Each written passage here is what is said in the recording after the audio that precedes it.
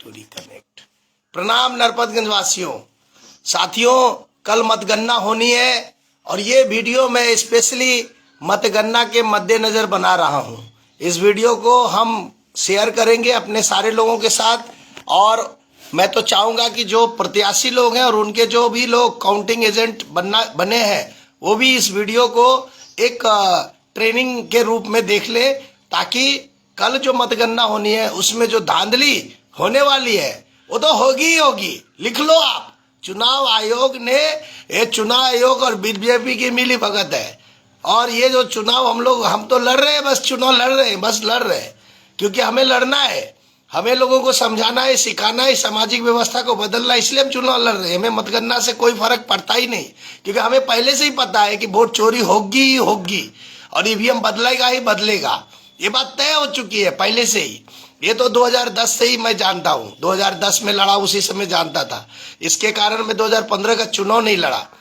मुझे पता था कि ईवीएम में झोल होता है और कैसे कैसे झोल होता है, तरह तरह का झोल होता है। अब तो कई झोल के बारे में मैं जानकारी हासिल कर लिया हूँ, लेकिन ये लोग बोलेंगे प्रूफ करो। अब भाई प्रूफ कैसे करो जब इस देश में नकली नोट छापा जा सकता है और एक दो नहीं, लाखों लाख हजारों करोड़ों करोड़ के नोट रिकवर हो सकते हैं और बिल्कुल असली जैसे ही होते हैं, तो फिर ये छोटा सा ईवीएम मशीन का क्या भरोसा है, इसमें कितनी धांधली हो सकती है। इसके जवाब एक दो धांधली का मैं जिक्र करता हूं। उस सब चीजों को कल मतगणना में थोड़ा सा अगर कोई लोग सब लोग मिलकर, अगर सभी प्रत्याशी मिलकर कर पाए तो कर पाए, नहीं तो गया राम काम से। जो जीत तो होनी है उन्हीं लोगों की, चाहे आप वोट डालोगे तो भी, नहीं डालोगे तो भी, उनका तो फिक्सेशन रहता है। बाद बाकी वोट तो उन्हें पड़ता ही है, ऐसा तो नहीं है वोट नहीं पड़ता, लेकिन जो जीत का वोट होता है वो पड़ता है कि नहीं, ये हम लोगों को पता नहीं है।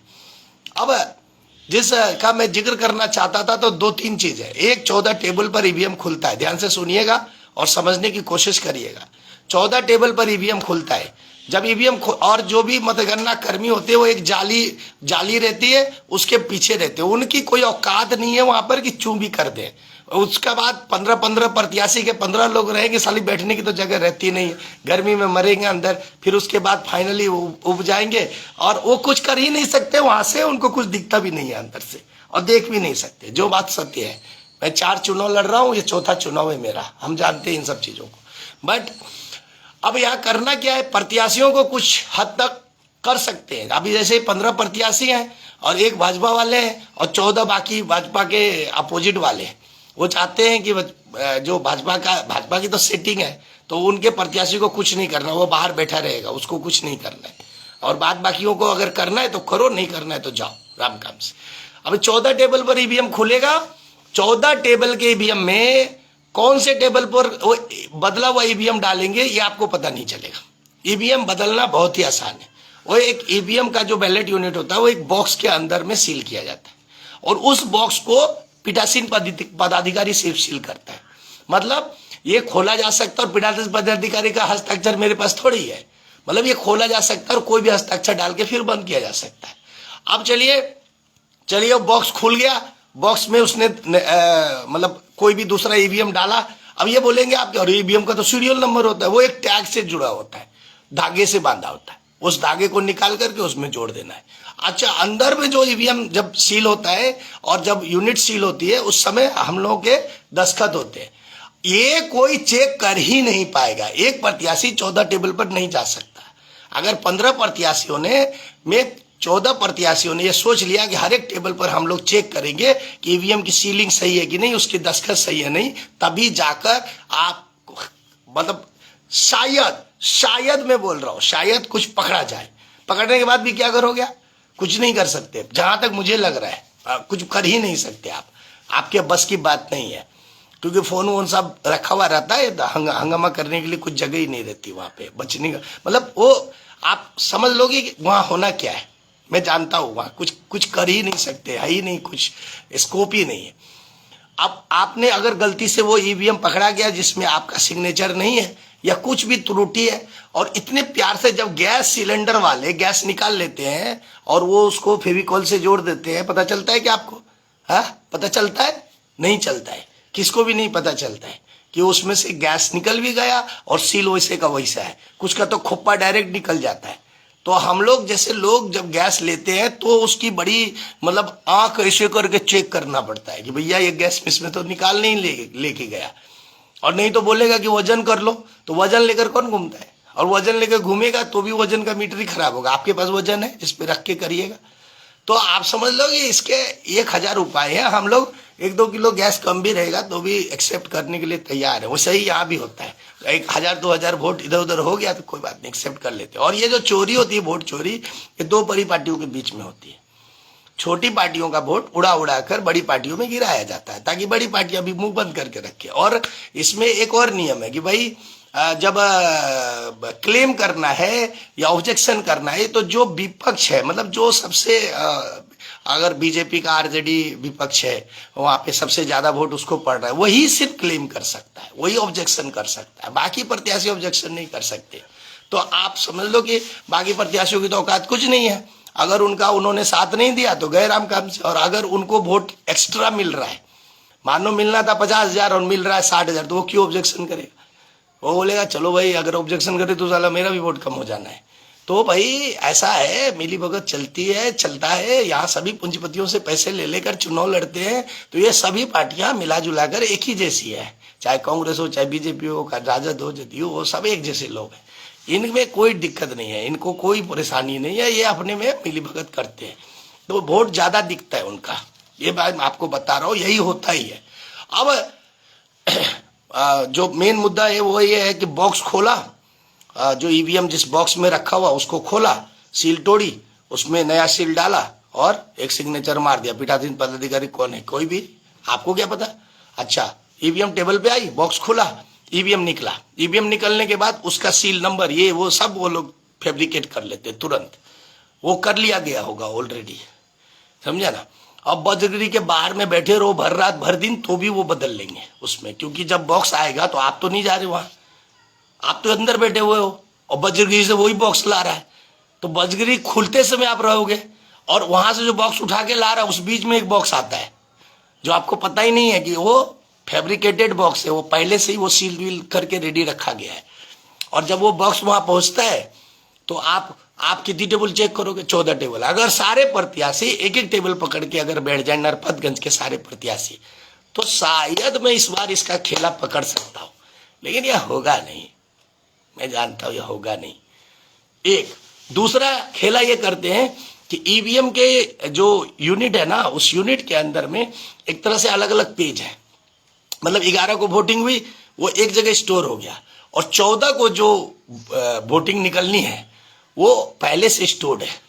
तो जब आपका ईवीएम ऑन होगा, जीपीएस पकड़ेगा, डेट पकड़ेगा, 14 तारीख का पेज खुल जाएगा, और 14 को जो उसमें सेट किया गया, प्री सेटेड, वो खुलना शुरू हो जाएगा, वो निकलना शुरू हो जाएगा। तो आपको लगेगा कि अरे भाई वोटिंग तो फलाने आदमी को हुई है, वोटिंग 11 तारीख को हुई। और इसको पकड़ने का एक ही उपाय है कि 14 की काउंटिंग को 15 कर दिया जाए। तब देखिए आप ये फंस जाएंगे, क्योंकि 15 के डेट में इन्होंने सेटिंग किया ही नहीं है, इन्होंने 14 के डेट में सेटिंग किया है। कहीं अगर कभी भविष्य में ऐसा हुआ कि जिस डेट को काउंटिंग होती है उस डेट का काउंटिंग बदल जाए तो शायद इनका खेला एक्सपोज हो सकता है। तो उसमें एक्सपोज क्या होगा? वो लेंगे कि जो सही है, जेन्युइन है, वो आ गया बाहर। बहुत बड़ा खेला है। चलिए कल जाते हैं, खेला देखते हैं, है ना। और आपको भी 12-1 बजे तक खेला का पता चल ही जाएगा कि कैसा खेला हुआ है। ऐसे सब कुछ मैनेज है बॉस, जीतेगा तो वही लोग जिन लोगों ने खेला किया है, और उन्होंने इतने अच्छे से खेला किया कि किसी को पता ही नहीं चलेगा कि खेला हुआ है।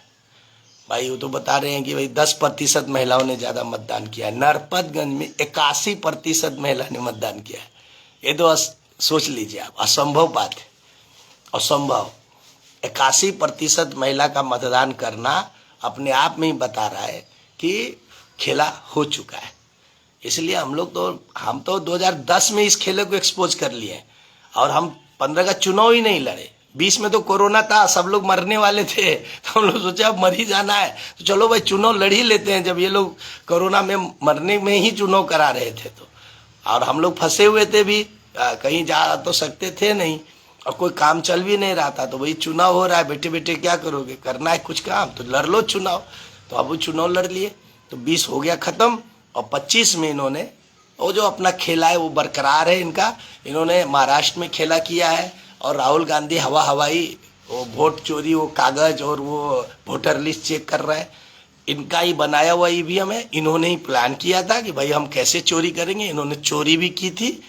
इन्होंने 2010 में बिहार विधानसभा में चोरी करी, 2011 में इन्होंने बंगाल में चोरी करी, 2012 में इन्होंने उत्तर प्रदेश में चोरी करा, लेकिन 14 में उन चोरों ने, वोट चोरों ने बीजेपी के लिए चोरी शुरू कर दी। अब ये छटपटा रहे हैं कि भाई कैसे ये चोरी रुके। और दोनों आप देखो, एक तरफ कांग्रेस वाले हैं आरजेडी के साथ है, एक तरफ भाजपा वाले हैं जेडीयू के साथ है। तो ये दो चोर के बीच का मामला है। नरपतगंज में भी या कहीं भी चुनाव होते हैं तो आप जानते होंगे, लोग तो वही हैं, वही बेईमान लोग इस पार्टी से उठ के उस पार्टी में वोटिंग करवाएंगे, उस पार्टी से उठ के उस पार्टी में वोटिंग करवाएंगे, और बेईमानों का ही राज किसी न किसी रूप में आ ही जाएगा। अगर आलोक मेहता चुनाव लड़ रहा है, कल को अगर जीतना चाहेगा तो उनको भी बेईमानों का साथ लेना पड़ेगा, नहीं तो हो ही नहीं सकता कि आलोक मेहता चुनाव जीते और कहीं कोई मतलब चीजें बदले। बहुत मुश्किल हो जाता है, क्योंकि फाइनली आपको 12 बजे रात को चलना है, जाना है कहीं, तो कौन ईमानदार आदमी 12 बजे रात को आपको लेके कहीं जाएगा। वो तो बोलेगा अरे भाई मैं तो बहुत अच्छा आदमी हूँ ना, 10 बजे रात को मैं घर में सो जाता हूँ आराम से, कल चलेंगे। लेकिन वो जो चोर बदमाश बेईमान लोग हैं वो 12 बजे क्या, जब बोलिए तब तैयार हो जाएंगे, जब भी बोलिए तब तैयार है।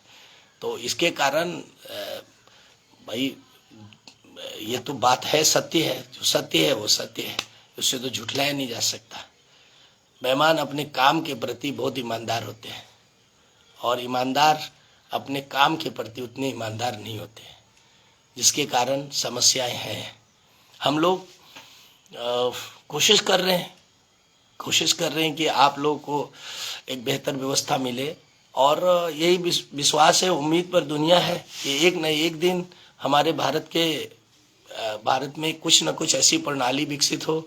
अब तो मान लो बहुत दिनों तक मतलब मुहर वाला सिस्टम था, फिर ईवीएम आया, फिर ईवीएम के बाद भी कुछ आएगा, शायद कोई और नई टेक्नोलॉजी आए और लोकतंत्र में कोई अच्छी व्यवस्था आए तो शायद हम लोगों को कुछ अच्छा रिजल्ट देखने को मिले।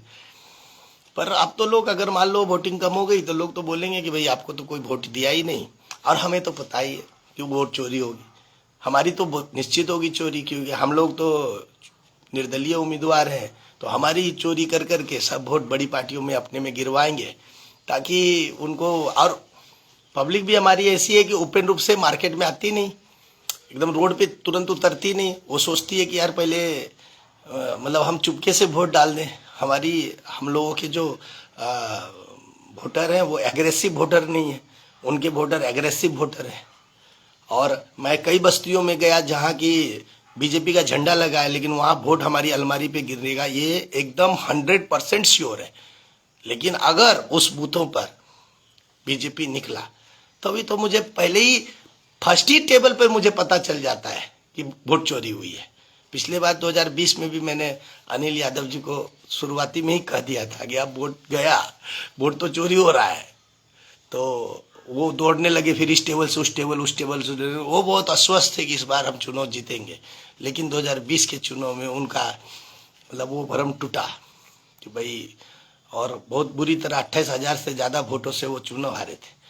और हम लोगों ने पहले ही बोला कि वोट चोरी होगा, आप देखना। अब जैसे ही काउंटिंग खुला, क्योंकि हमारा वोटर होता है कम, तो हमें गिनना बहुत होता है आसान, कि ईवीएम वाइज हम गिन लेते हैं कि भाई इस ईवीएम में मुझे इतना निकलना है, और वहाँ निकलता है अलग फिगर, तो हम पकड़ लेते हैं कि यहाँ वोट चोरी हो गया। जिनका ज्यादा मास वोटर है तो वहां पे तो मुश्किल है उसको पता करना, लेकिन हम लोग पकड़ लेते हैं कि कहाँ पे मेरा कितना वोट चोरी हुआ। तो यही है। अब कल मतगणना है, तैयारी है, सब लोग जाएंगे, और 12-1 बजे तक आप लोगों को बिहार में वही पुरानी घिसी पिटी सड़ी गली सरकार बनने जा रही है। इसलिए बिहार वासियों प्रणाम। देखिए क्या होने वाला है। अभी आप 2 लाख का हमारी महिलाओं इंतजार करिए, जल्दी आपके अकाउंट में 2 लाख रुपये आ जाएंगे। आप लोग सब धनी हो जाएंगे, आप लोग सब बड़े बने सुखमय हो जाएं, बहुत अच्छी जिंदगी जिए, यही हमारी शुभकामनाएं। और हम लोग चुनाव लड़कर 125 यूनिट बिजली तो फ्री करा चुके हैं। पता नहीं ये साले अब बंद करा दे तो क्या करें न करें। अगर फ्री रखें तो बहुत ही अच्छी बात है। इसको 200 यूनिट तक हम लोग चाहते हैं ले जाए। दूसरी बात है, हमारी महिलाओं को 10-10 हज़ार आया है, 2-2 लाख और आ जाए, यही हमारी मनोकामना है। हम लोग चाहते हैं कि ये हो जाए और ये सरकार इसको जुमला न बना दे। लेकिन ये जो पैसे आएंगे, इस पैसे से जो टैक्स बढ़ेगा, जो महंगाई बढ़ेगी, जो बिहार पर बोझ बढ़ेगा, अतिरिक्त कर बढ़ेगा, या दूसरे जगह से इस पैसे को जो मैनेज करने का प्लानिंग होगा, वो सब भी हम लोगों को झेलना है। तो ये सब तो मैंने चुनाव के दरमियान भी कहा है कि इससे अतिरिक्त कर बढ़ेगा हम लोगों के ऊपर। कहीं ना कहीं हम लोगों को ही ये पैसा भरना पड़ेगा। 10,000 वो देंगे तो अपने ज़मीन जायदाद बेच के थोड़ी देते हैं, हमारे ही पैसे से देते हैं। तो फिर हमें वो पैसा कहीं ना कहीं से भरना पड़ेगा।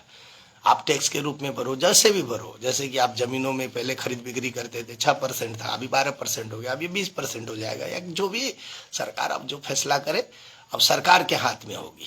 नहीं, यही सरकार की सीपीटी सरी गली सरकार आनी है और इन्हीं के साथ हमें भुगतना है। जय हिंद। बस इतना ही कहना चाहेंगे।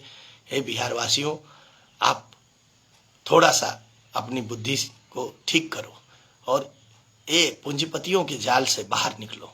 ये तामझाम, नेताओं के तामझाम से बाहर निकलो। नेताओं के लोक लुभावन भावन जो भाषण है उससे बाहर निकलो। सोचो, अपने बच्चों के लिए सोचो, भविष्य के लिए सोचो, अपने लिए सोचो। अब तो चुनाव भी नहीं है, अब वोट भी नहीं मांगना है आपसे। अब तो जो वोट आपने डाला वो बक्से में बंद है। फिर भी मैं उम्मीद करता हूं कि आप एक बेहतर भविष्य के लिए सोचेंगे जरूर।